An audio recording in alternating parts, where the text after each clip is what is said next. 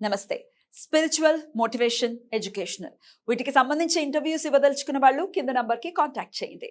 నమస్తే, welcome to our channel. నేను పద్మిని. ప్రస్తుతంతో పాటు ప్రముఖ ఆధ్యాత్మికవేత్త, వాస్తు జ్యోతిష పండితులు జీవీఎల్ఎన్ చార్యులు గారు మనతో పాటు ఉన్నారు. మాట్లాడదాం. సార్ నమస్తే. సార్, విష్ణు సహస్రనామం గురించి చాలా విశేషంగా ఏ నక్షత్రం వాళ్ళు ఏ పాదాలు తెలిసినప్పటికీ పుస్తకాల్లో ఉన్నవి చూస్తూ ఉంటారు, పరిచయమే. కానీ దాన్ని ఒకంత పక్కకు పెట్టారా అని అనిపిస్తుంది. మీరు ఇందాక ఎపిసోడ్లో చెప్పినట్టుగా అది ఒక భాగం అయి ఉండేది ఇదివరకు రోజుల్లో. విష్ణు సహస్రనామం చదువుకోవటం అనేది ఒక భాగం. అది ఎప్పుడైతే పక్కకి వెళ్ళిందో జీవితాల్లోకి రకరకాల కష్టాలు అనేవి వచ్చాయి అనటం ఎట్లాంటి అతిశయోక్తి లేదు. సరే, తెలిసినప్పటికీ ఒకసారి గుర్తు చేసేటటువంటి ప్రయత్నం. కృతికా నక్షత్రం వాళ్ళు ఏ పాదాల వాళ్ళు ఏ శ్లోకాలు చేసుకోవాలి, అలాగే మూలమంత్రం కూడా మీరు చెప్తున్నారు కాబట్టి వాటి గురించి అండి. శ్రీ గురుభ్యో నమః. ఓం నమో నారాయణి. కృతికా నక్షత్రం 4 పాదాల వారు చక్కని విష్ణు సహస్రనామంలో భీష్మాచార్యుడు చెప్పినటువంటి విష్ణు సహస్రనామ స్తోత్రంలో కృతికా నక్షత్రం వారికి దేవకి నారదులు సంవాదంలో మరొక గొప్ప ఆణిముత్యాలని కృతిక వారికి అందించారు. సహజంగా కృతికా నక్షత్రం అనగానే చాలామంది వివాహాలకి కొద్దిగా కృతిక, ఆశ్లేష, మూల భయపడతారా అంటే కాస్త చిన్న చూపు చూస్తారు. అమ్మో కృతిక వాళ్ళని. కానీ కృతికా నక్షత్రం వారంత ఉత్తమ సంతతి, ఆ నక్షత్రంలో పుట్టిన వారు చాలా యోగ్యులుగాను. అంటే ఇక్కడ జ్యోతిష్యం అనేటువంటిది రకరకాల పుంతలు తొక్కడం వల్ల పిచ్చుడి యుతలు రాయి అయిపోయింది. కాబట్టి కృతికా నక్షత్రంలో పుట్టిన అమ్మాయిని ఎవరు ఎందుకు చేసుకోవారంటే అత్తగారితో గొడవలు జరుగుతాయని. అత్తగారిది కూడా కృతికా నక్షత్రం అయితే ఈ కృతికా నక్షత్రం 24 భాగాలు చేస్తే అందులో చివరి 4 భాగాలు కనుక అత్తగారి పాదాలు కలిస్తే చేసుకోవద్దు అంటారు. ఓకే, అంతే. కాబట్టి దాన్ని వాస్తవాలు మనం బయటికి చెప్పే స్థాయికి చెప్పిన వ్యక్తులు లేకపోవడం మా దౌర్భాగ్యం.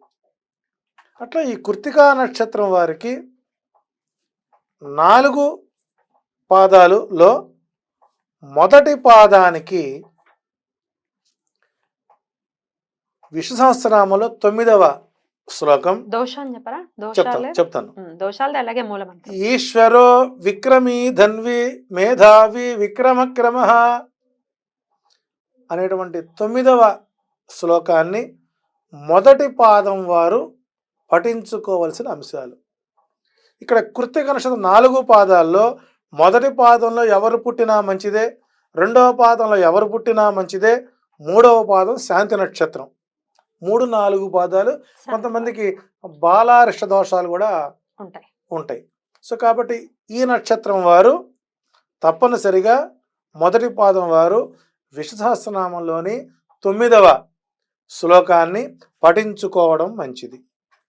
అట్లాగే కృతికా నక్షత్రం 2వ పాదం వారికి నారదుడు ఇచ్చినటువంటి శ్లోకం సురేశ శరణం శర్మ విశ్వరేత ప్రజాభవ అనేటువంటి 10వ శ్లోకాన్ని పఠించడం ద్వారా వారికి మంచి ఉపాధి, శరణాగతి, ఆధ్యాత్మిక చింతన కలుగుతుంది అనడానికి ఆ శ్లోకం యొక్క పరమార్థం వారికి పరిపూర్ణంగా అందుతుందని చెప్పవచ్చు. ఇక కృతికా నక్షత్రం 3వ పాదం వారికి విష్ణు సహస్రనామంలో 11వ శ్లోకం అజసర్వేశ్వర సిద్ధ సిద్ధి సర్వాదిరచ్యుత వృషాకపిరమేయాత్మ సర్వయోగ వినిస్మృత అనేటువంటి 11వ శ్లోకంలో కృతికా నక్షత్రం 3వ పాదం వారికి ఆరోగ్యపరమైన, ఊపిరితిత్తులకు సంబంధించిన మానసిక చాంచల్యం ఎక్కువగా ఉంటుంది. కాబట్టి ఆ కృతికా నక్షత్రం 3వ పాదం వారికి ఇది పఠించడం వల్ల ఆ మనశ్చాంచల్య స్థితి అనేటువంటిది తగ్గిపోతుంది. ఇక 4వ పాదం వారికి వీరికి ఓవర్ కాన్ఫిడెన్స్ ఎక్కువ ఉంటుంది. అంటే శ్రద్ధ ఉండవచ్చు కానీ అతి శ్రద్ధ అనేటువంటిది పనికిరాదు. ఆ అతి శ్రద్ధ వలన వచ్చేటువంటి కొన్ని కొన్ని ఇబ్బందుల్ని అధిగమించడానికి కృత్తికా నక్షత్రం వారు విష్ణు సహస్రనామంలో వీరికి నారదుల వారు వసుర్వసమనా సత్య సమాత్మా సమిత సమః అమోఘ పుండరీకాక్షో వృషకర్మ వృషాకృతి అనేటువంటి 12వ శ్లోకాన్ని ఇవ్వడం జరిగింది. ఈ కృత్తికా నక్షత్రం వారికి మృగశిర, చిత్త, ధనిష్ట, పునర్వసు, విశాఖ, పూర్వభద్ర నక్షత్రాలు అనుకూల నక్షత్రాలు కాదు వారికి. కాదా? కాదు. ఎందుకంటే కృత్తికా నక్షత్రం మీద చాలా మందికి అనేక రకాల అపోహలు ఉన్నాయి కాబట్టి ఈ కృత్తికా నక్షత్రం వారికి మృగశిర, చిత్త, ధనిష్ట, పునర్వసు, విశాఖ, పూర్వభద్ర ఈ నక్షత్రాల జోలికి పోకుండా ఉంటే చాలు. మాక్సిమం గురువు నక్షత్రాలు జోలికి వెళ్ళరు. ఉంటే చాలు. రైట్. సో ఈ 4 పాదాల వారికి ఇలాంటి ఇబ్బందులు వస్తాయి కాబట్టి వారు తప్పనిసరిగా చేసుకోవాలి. ఇక కృత్తికా నక్షత్రం వారు ఓం ఈం సహ కృత్తికాయై నమః అనేటువంటి ఈ మూలమంత్రాన్ని ప్రతిరోజు 11 సార్లు చదువుకోవటం వల్ల ఆ రోజు వారికి ఎలాంటి ఇబ్బందికర వాతావరణం లేకుండా ఉంటుంది. చాంద్రమానం ప్రకారం నక్షత్రాల్లో మొట్టమొదటి నక్షత్రం కృతిక. కృత్తిక. కృత్తికా నక్షత్రాది పర్యంతం కార్తీక మాసంతోనే మనకు ఉగాది ఆరంభమవుతుంది. ఈ కృత్తికా నక్షత్ర సమయంలోనే కృత్తికా నక్షత్రం ప్రారంభమైన కార్తీక మాసంలోనే నవగ్రహాల అన్నీ కూడా నామినేషన్స్ వేస్తాయి, వాళ్ళ అఫిడవిట్స్ అన్ని ఇస్తాయి.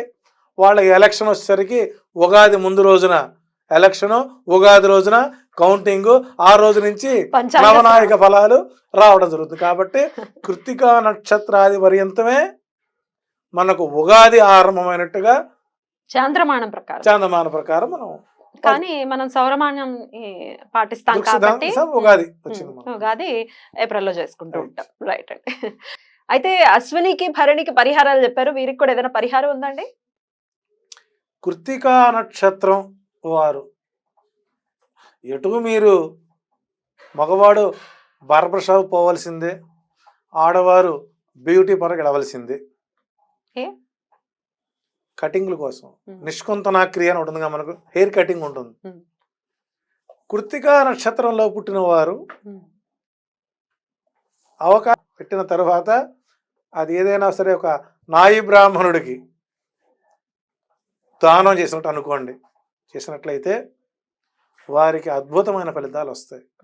ఎందుకంటే ఆ కృత్తికా నక్షత్రం మంగళి వాడి పొది మాదిరిగా ఉంటుంది కాబట్టి దానికి సంజ్ఞగా దాన్ని దానం చేయమన్నారు. ఇది శాస్త్ర హితమైనటువంటి దానం.